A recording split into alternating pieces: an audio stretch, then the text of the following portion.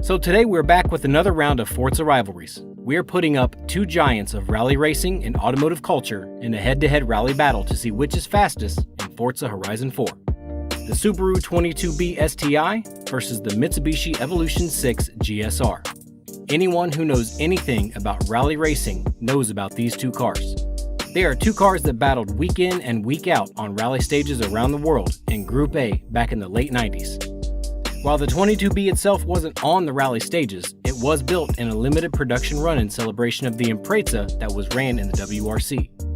Most famously piloted by Colin McRae, among others, the Impreza was very successful in the late 90s and early 2000s. Now, turn to the Evo 6 GSR. There was also a little-known name who flogged this beautiful car around the woods as well.